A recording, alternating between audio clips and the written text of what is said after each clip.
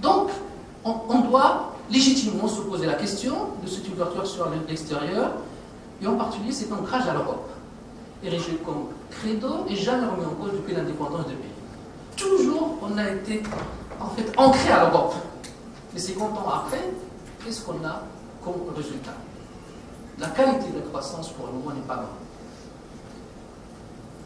On n'a pas le temps, mais des indicateurs démographiques que vous connaissez tous, situent la Tunisie, par exemple, au niveau de l'espérance de vie, au niveau de la mortalité infantile, il est bien situé, loin évidemment des pays développés de l'Union européenne, mais il est bien situé.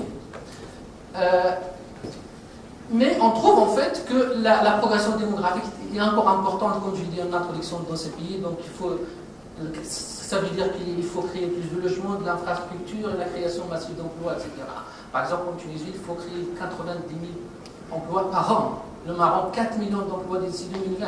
En Algérie, accroître le nombre d'emplois créés de 2,6% par an à l'horizon 2010 et en 2020, à l'horizon 2020, simplement pour maintenir le taux d'emploi actuel. Donc, il y a des efforts colossaux, importants à produire.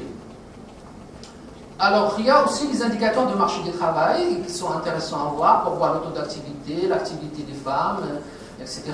Autant dans le premier cas, la Tunisie a été bien placée. Là, par rapport donc, au taux de chômage, on a un taux de chômage qui est supérieur en Algérie, en Tunisie par rapport à l'Algérie, etc. Mais dans le cas marocain, il y a 6% pour le taux de chômage. C'est des chiffres qu'il faut prendre avec précaution. Au moins, quand on me dit 9% de chômage en France, je le comprends, mais 9% de chômage au Maroc, moi je suis marocain, donc je peux le dire aisément. 9% de chômage au Maroc, ça me fait peu. J'allais dire beaucoup, mais ça me fait peu. Donc, en plus, il y a